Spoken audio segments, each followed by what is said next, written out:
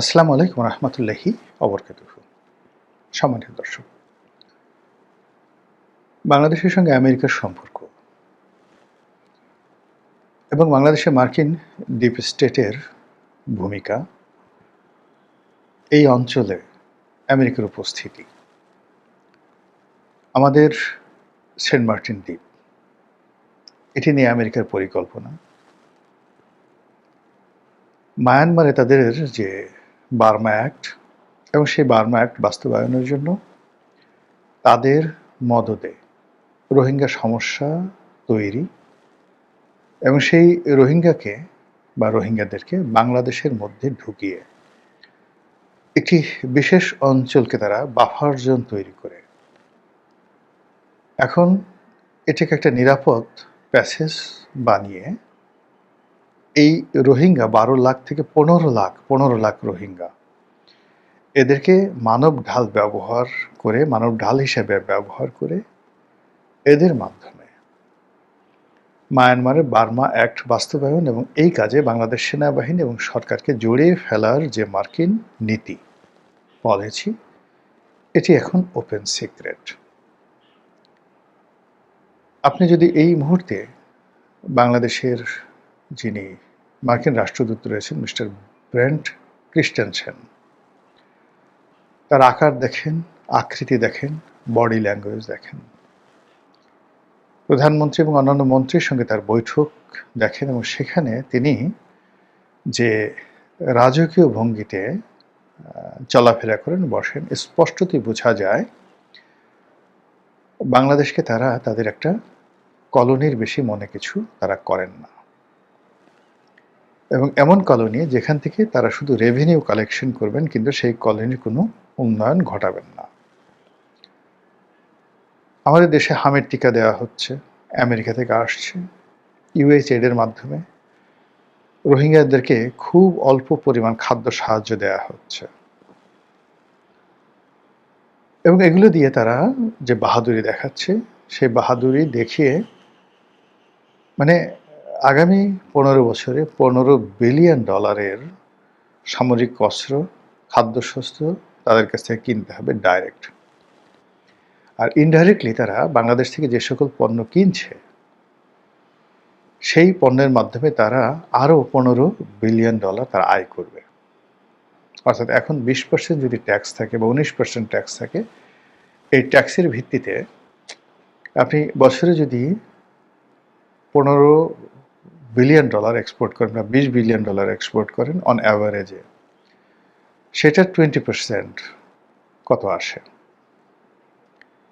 এটা প্রতি বছর আপনি শুধু গার্মেন্টস সেক্টর থেকে এটা আয় করছেন। অর্থাৎ 10 বিলিয়নের যদি 5 ভাগের 1 ভাগ $2 বিলিয়ন, তো 15 বছরে আপনি $30 বিলিয়ন এখান থেকে আয় করে নিয়ে যাচ্ছেন শুধুমাত্র গার্মেন্টস সেক্টর থেকে। তো এই যে আমেরিকার যে মাস্টার প্ল্যান, সেই মাস্টার প্ল্যানের মধ্যে আমরা পড়ে গেছি। আমরা নিজেদের ক্ষমতা টিকে রাখার জন্য, ক্ষমতা আসার জন্য আমেরিকাকে দেহ দিয়েছি, মন দিয়েছি, শরীর দিয়েছি, ব্যক্তিত্ব দিয়েছি এবং আমেরিকা আমাদের সব কিছু আন্দাজ করে ফেলেছে। আমাদের কলিজা কতটুকু, আমাদের পাকস্থলী কেমন, আমাদের যে মলদ্বার, রেকটাম এটা কেমন, আমাদের মুখ কেমন, জিহ্বা কেমন, চোখ কেমন, প্রতিটি জিনিস তারা স্ক্যান করে ফেলেছে। ফলে যাকে পুঁটি মাছ দিলে খুশি হবে তাকে পুঁটি মাছ দিচ্ছে, যার পশ্চাৎ দেশে বাড়ি দিলে সে লোক সন্তুষ্ট থাকবে, তার পশ্চাৎ দেশ পিটিয়ে লাল করে দিচ্ছে, যাকে না খেয়ে রাখলে খুশি হবে সে তাকে না খেয়ে রাখা হচ্ছে, যাকে কিছু খাবার দিলে খুশি হবে তাকে সেই খাবার দিয়ে এই সমাজটাকে অশান্ত করে ফেলেছে। আপনি দেখুন যে আমাদের এই বাংলাদেশে একদম চিহ্নিত কতগুলো আমেরিকান দালাল আছে। মানে এরা রাজনীতির মধ্যে আমেরিকার দালাল যদি থাকে 5%, এর বাইরে সাহিত্যিক, সাংবাদিক, কবি, বুদ্ধিজীবী, ব্যবসায়ী, এর একটা বিরাট গ্রুপ আছে যারা এই আমেরিকান ক্লাবে গিয়ে, ব্রিটিশ ক্লাবে গিয়ে, বিভিন্ন ক্লাবে গিয়ে, কানাডিয়ান ক্লাবে গিয়ে এই প্রতিদিন সন্ধ্যার পরে মদ খাবে, আমেরিকার লোকদের সাথে আড্ডা মারবে, আর ওই ছবিগুলো বিভিন্ন জায়গায় দিয়ে দেখাবে আমাদের সাথে খুব ভালো সম্পর্ক রয়েছে। এদের মাধ্যমে এই সমাজে গত ৭-৮ বছর ধরে যে অশান্তি তারা তৈরি করে ফেলেছে, সেই অশান্তির ফলে পুরো রাজনৈতিক প্রক্রিয়াটি এখন আনপ্রেডিক্টেবল হয়ে গেছে। এদের কথা মতো মন্ত্রী হয়, এদের কথা মতো এমপি হয়। মানে এই যে দালাল তাবেদারের কথা মতো। তারা শুধু আমেরিকার ওই রাষ্ট্রদূতের কাছ থেকে একটা সিগনেচার নিয়ে আসে বা একটা সিগন্যাল নিয়ে আসে। এনে যখন রাজনৈতিক নেতাদেরকে বলা হয় একে মনোনয়ন দেওয়া যাবে না, আমেরিকার নিষেধ আছে। একে মনোনয়ন দিতে হবে, আমেরিকার অনুমতি আছে। এইভাবে একটা জগা খিচুড়ি রাজনৈতিক প্ল্যাটফর্ম তৈরি হয়ে গেছে আমাদের দেশে। এমনকি রাজনৈতিক দলের যে পদ পদবি, এটার ক্ষেত্রে আমেরিকা এখন গুরুত্বপূর্ণ ভূমিকা পালন করছে। এই হলো বাস্তবতা। তো যেটা বলছিলাম যে আমেরিকার কতগুলো পলিসি আছে। তাদের যে military policy, safety and security policy, এটি তারা সাধারণত পেন্টাগনের মাধ্যমে করে থাকে। এবং পেন্টাগন যে সবসময় নির্ভুল করে তা নয়, পেন্টাগনের অনেক কিছুই তারা যাকে বলে আবেগের বশবর্তী হয়ে ভুল তথ্যের ভিত্তিতে তারা অনেক সর্বনাশ নিজেদের করে এবং বিশ্বের করে। এই যে ইরানের যে যুদ্ধটা, অনাহূত একটা যুদ্ধ, এটা পেন্টাগনের একটা মাস্টার প্ল্যান। তারা এটা করলো। তারা ডোনাল্ড ট্রাম্পকে যেভাবে বুঝিয়ে তার পাগলামিকে উস্কে দিয়েছে, তার ফলে আজ দেখেন আমেরিকান জাতি গত ১০০ বছরে এতটা অপমানিত হয়নি যেটা ইরান দ্বারা এই মুহূর্তে হচ্ছে। এবং তাদের অর্থনীতি এমনি ক্ষতিগ্রস্ত ছিল, তারপরে আবার তারা নতুন করে এই যুদ্ধের মাধ্যমে ক্ষতিগ্রস্ত হলো। ফলে এই পেন্টাগনের একটা পার্ট থাকে। আর একটা পার্ট থাকে হোয়াইট হাউস, অর্থাৎ হোয়াইট হাউস যারা প্রেসিডেন্ট থাকে তাদের সঙ্গে। আরেকটি পার্ট থাকে আমেরিকার যে সকল লবিস্ট গ্রুপ রয়েছে তাদের সঙ্গে। তো এই লবিস্ট গ্রুপগুলো বিশ্বের বিভিন্ন দেশে তাদের যে কলোনি স্থাপন করে বা তাদের যে নতুন যে শক্তির ভর তারা নির্মাণ করে, এবং সেখানে এখন বাংলাদেশ তাদের জন্য দক্ষিণ পূর্ব এশিয়াতে সবচেয়ে গুরুত্বপূর্ণ এবং লুক্রেটিভ একটি স্থান। তো তারা জানে যে তাদের যে অভীষ্ট লক্ষ্য, সেই লক্ষ্য পূর্ণ করার জন্য তাদের একজন সাদ্দাম হোসেন দরকার, তাদের একজন সিসি দরকার, তাদের একজন গাদ্দাফি দরকার। প্রথমে তারা তৈরি করবে, স্বার্থ উদ্ধার করবে, এরপর আবার তারা গাদ্দাফিকে মারবে এবং সাদ্দামকে মারবে। তো এরকম একটা প্ল্যান নিয়ে তারা আগায়। তাদের একজন সবসময় তারা একটা ডিক্টেটরকে পছন্দ করে, মারাত্মক ডিক্টেটরকে পছন্দ করে, কিন্তু দুর্বল লোককে কখনো আমেরিকা পছন্দ করে না। আমেরিকা প্রাণান্ত চেষ্টা করেছে আফগানদের মধ্যে এরকম একজন ডিক্টেটর তৈরি করতে। তারা ওসামা বিন লাদেনকে প্রমোট করেছে, কিন্তু ওসামা বিন লাদেন ঠিক ডাইরেক্টলি রাজনীতিতে সে সক্রিয় হতে পারেনি। তারা মোল্লা ওমরকে সিলেক্ট করেছে, কিন্তু মোল্লা ওমর শেষ পর্যন্ত তারা মোল্লা ওমরকে রাখতে পারেনি। মোল্লা ওমরকে রাখতে পারেনি এবং তারাই আবার মোল্লা ওমরকে ধ্বংস করেছে এবং তাদের সৃষ্টি ওসামা বিন লাদেনকে তারা সৃষ্টি করেছে। আবার এই যে আশরাফ থানি বা হামিদ কারজাই, এদেরকে তৈরি করেছে আমেরিকা থেকে উড়িয়ে এনে। ঠিক আমাদের খলিলুর রহমানরা, লুৎফে সিদ্দিকিরা বা অন্যান্য যারা এই ইনুর জমানাতে বিদেশ থেকে উড়ে এসে আমাদের দেশে জুড়ে বসেছিল, ওইরকমভাবে ঠিক আফগানিস্তানের রাজনীতিতে আশরাফ থানি বা আশরাফ ঘানি এবং হামিদ কারজাইরা এসেছিল। কিন্তু আমেরিকা তাদেরকে শক্ত হওয়ার জন্য যথেষ্ট এমন কোনো বিনিয়োগ নেই যে আফগানিস্তানে তারা করেনি, কিন্তু পারেনি।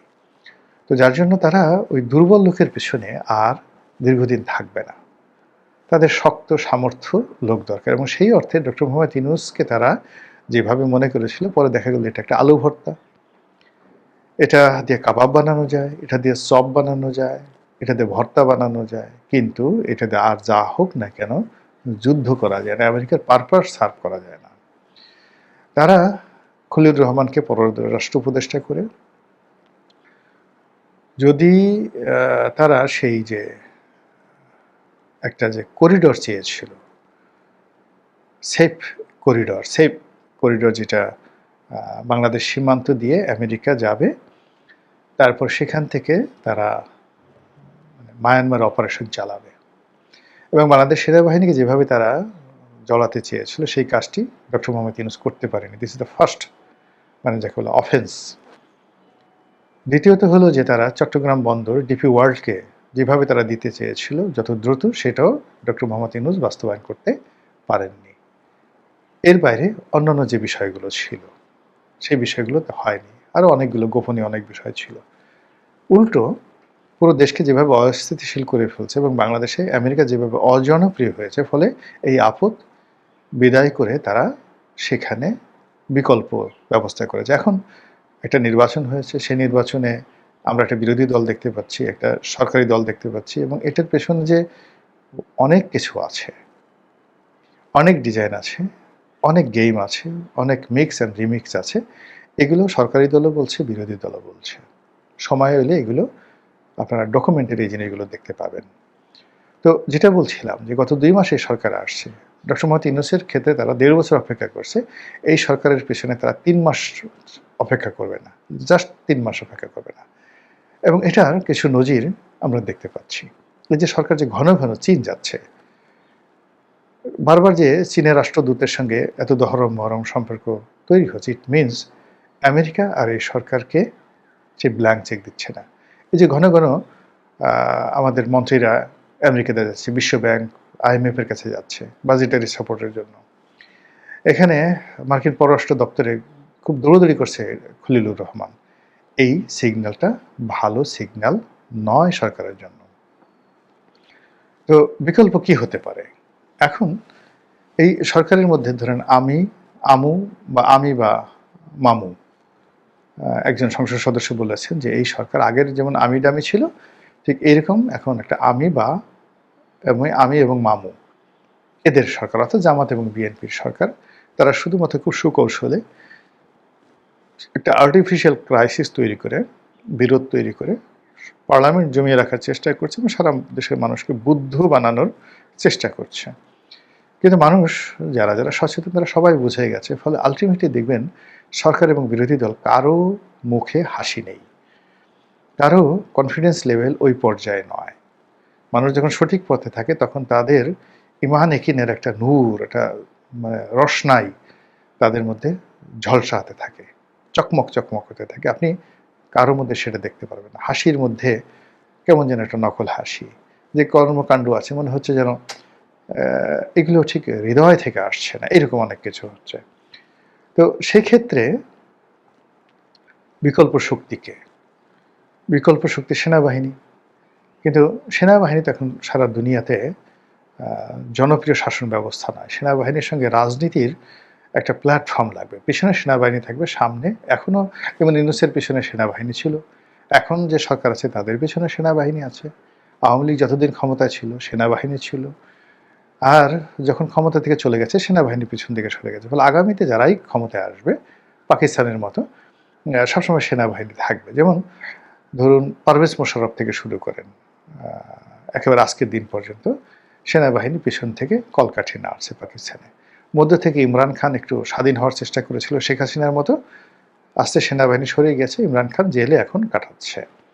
তো সেই দিক থেকে শেখ হাসিনা এখন সুবিধাজনক অবস্থানে আছেন। তিনি প্রাণ নিয়ে দেশের বাড়ি চলে যেতে পেরেছেন বা তাকে পাঠিয়ে দেওয়া হয়েছে।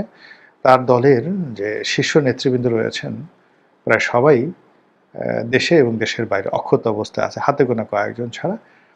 এবং তারা সেই যে গত 1.5 বছরে যে ধকল ছিল, পরাজয়ের যে ধকল, সেই ধকলগুলো কাটিয়ে উঠেছে। এখন আবার তারা নতুন করে স্বপ্ন দেখা শুরু করেছে।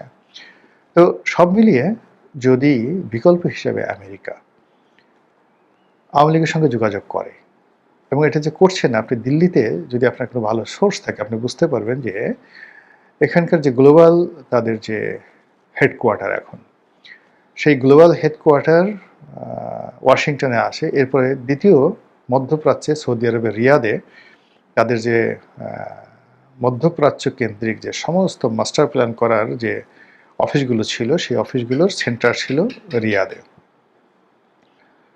এখন পুরো এশিয়ার মানে মধ্যপ্রাচ্য সহ পুরো এশিয়ার সব কিছু এখন তারা দিল্লি থেকে নিয়ন্ত্রণ করছে। সেই দিল্লিতে নিযুক্ত মার্কিন রাষ্ট্রদূত, তার অবস্থান মার্কিন পররাষ্ট্রমন্ত্রীর চেয়ে কোনো অংশে কম নয়। সেই মানুষটির সঙ্গে একটু খোঁজ নিয়ে দেখেন তো, তিনি এখন কার সাথে দেখা করছেন, নিয়মিত কাদের সঙ্গে বৈঠক করছেন, এবং সেই বৈঠকের মধ্যে দিল্লিতে নিযুক্ত রাষ্ট্রদূত এবং বাংলাদেশে নিযুক্ত যে রাষ্ট্রদূত, তাদের মধ্যে কয়জন বিএনপির লোক আছে, কয়জন জামাতের লোক আছে এবং সেখানে আসলে কি হচ্ছে, তার প্রেক্ষিতে কলকাতাতে কি হচ্ছে, তার প্রেক্ষিতে এই যে বিজেপি যে জয়লাভ করলো, এখানে কি মার্কিন ডিপ স্টেট কাজ করেনি? এখানে মমতা ব্যানার্জি যে পরাজয়িত হলো, তার পিছনে কি মার্কিন ডিপ স্টেট কাজ করেনি? ফলে এই যে মার্কিন ডিপ স্টেট, এরা কোনো পার্মানেন্ট কোনো কিছু না, এরা খুব দ্রুত সিদ্ধান্ত পরিবর্তন করে। আপনাকে তুরুপের তাস হিসেবে ব্যবহার করবে। আপনি ব্যবহৃত হয়ে গেছেন, মুহূর্তের মধ্যে আপনাকে ছুঁড়ে ফেলে দেবে। তো সেই ক্ষেত্রে আমি বিএনপির অনেক একজন নেতাকে সেই ইনুস জামানাতে, ইনু যখন আসলেন জুলাই মাসে, মানে আগস্ট মাসে, তো August, June, July, August, September, October মাসে বড় এক নেতার বাসায় আমি সস্ত্রীক ছিলাম, আমি আমার বাচ্চারা সহ সেখানে দাওয়াত খেতে গেছিলাম। সেখানে মোটামুটি তারেক রহমান সাহেব ছাড়া বিএনপির শীর্ষ ২০-২৫ জন যারা ছিলেন, সবাই ছিলেন সেখানে, ইচ অ্যান্ড এভরিবডি। তো সেখানে আমি নাম বললাম না নেতাদের, মানে বিএনপির বললাম তারেক রহমান সাহেব ছাড়া ২০২৪ সনের সেই অক্টোবর মাসে নেতার, এবং তারা বেশিরভাগই প্রেসিডিয়াম মেম্বার। তো এর মধ্যে একজন খুব পাওয়ারফুল, এখন তিনি মন্ত্রী, সবাই মন্ত্রী সেখানে যারা ছিলেন, একমাত্র মোয়াজ্জেম হোসেন আলাল ছাড়া। তো সবাই জিজ্ঞেস করলেন যে রনি ভাই কি হবে, আমাদের কি হবে? আমি তখন বললাম যে ভাই আপনাদেরকে আবার পালাতে হবে, you have to fled away again. তো উনি ভদ্র খুব জ্ঞানী মানুষ, তিনি মুখ কালো করে ফেললেন। তো পাশে আর একজন বসা ছিলেন, তিনি বললেন যে না রনি ভাই এটা ঠিক না, আমরা এটা করবো, এটা করবো, এটা করবো, ইত্যাদি ইত্যাদি ঘটনা। তিনিও এখন সরকারের সবচেয়ে পাওয়ারফুল মন্ত্রী। তা আমি তারা বললাম যে ভাই এটা হবে না, এটা হবে না। আপনি কি অনেকদিন দেশের বাইরে ছিলেন, অনেক বিষয়গুলো আপনি এগুলো বুঝতে পারেন না। বাংলাদেশে এখানে ডিপ স্টেটগুলো কীভাবে কাজ করছে, দে উইল ইউজ ইউ, তারা আপনাদেরকে শুধু ব্যবহার করবে, ব্যবহার করার পরে আপনাকে ছুঁড়ে ফেলে দেবে। কারণ হলো তাদের সেই ডিমান্ডগুলো বাস্তবায়ন করার জন্য যে ধরনের স্বৈরতান্ত্রিক একটা অবস্থা দরকার, সেটা আপনার এত অল্প সময় অর্জন করা সম্ভব নয়। ফলে কি হচ্ছে, একটা দুর্বল সরকার দিয়ে আমেরিকাকে কখনো আপনি তার পারপাসগুলো সার্ভ করতে পারবেন না। তখন আমেরিকা আবার সেই তার আগের জায়গাতে, সেই আগের সেই আওয়ামী লীগের কাছে ফিরে যাওয়ার জন্য যদি তারা চেষ্টা করে, অস্বাভাবিক কিছু নয়। আল্লাহ ভালো জানেন, আমাদের দেশের জন্য যেটি কল্যাণকর সেটি যেন হয়। আসসালামু আলাইকুম ওয়া রাহমাতুল্লাহি ওয়া বারাকাতুহু।